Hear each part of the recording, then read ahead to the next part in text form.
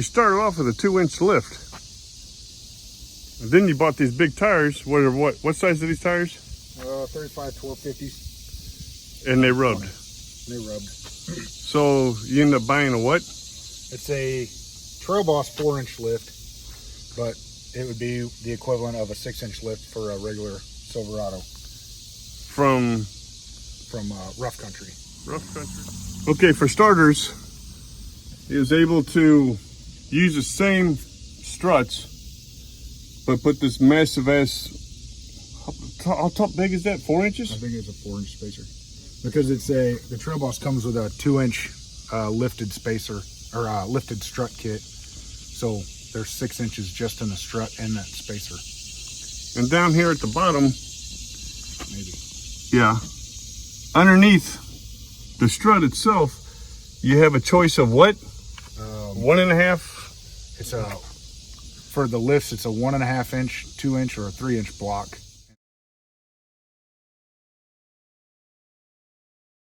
Depending on the application you want to go with and how bad you want to mess with your upper control arms. So I could put the 3-inch blocks on there and change my upper control arms and then squeeze another 1.5 inches of height out of this lift. And you put the small ones in there? And I put the small ones in there they're 3/4 inch blocks, and it's a 1-to-2 ratio for the block. Because you put the middle one in there, right? I had initially put the 1-inch block, which gives you 2 inches of lift, and that put the front higher than the back, and I don't like that squatting dog look, so I took it back out. All right, so the deal with the front drive shaft bolts, they put so much Loctite on it, it was almost like welded in there, wasn't it? Oh, it was retarded. And so you have to work it, back it out, all this other crap. One of them ended up getting screwed up, so be careful what you do. We end up having to cut it. And for a new set of front drive shaft bolts that go to the front differential was like $75, whatever. 75, $80 for 6 bolts. So don't fuck those up, because you're going to regret it. They are expensive. Right. And then you got the undercoating that's, yeah, ridiculous. Because he did this himself.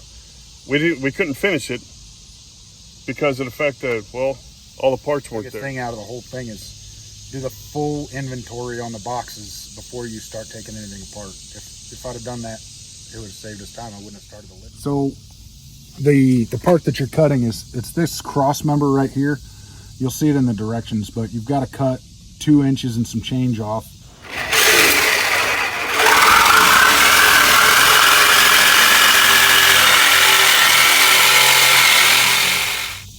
And that was the only cutting you had to do. That was the only cut. There was no drilling, no anything else. It was just cutting that 2-inch section off, and then bolts, running the bolts in, and then torquing everything.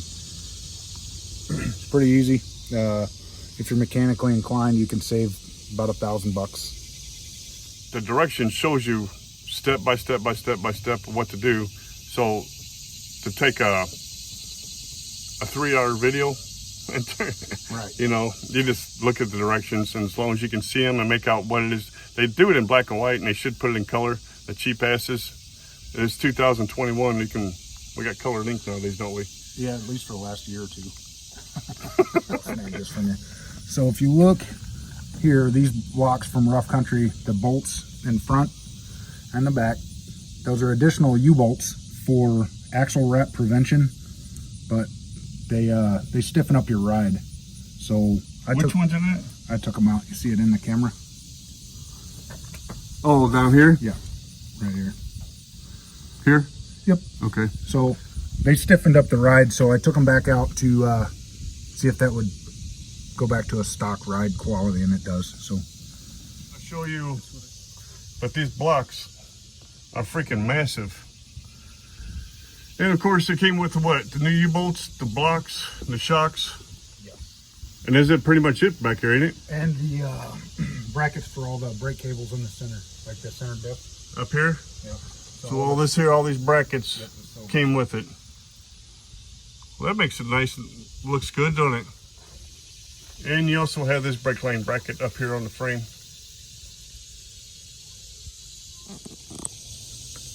You can see here, these are the bolts that he ended up just cutting one, These are the ones you had to replace. These are the ones that are like 75, almost 80 bucks. So don't screw these bolts up.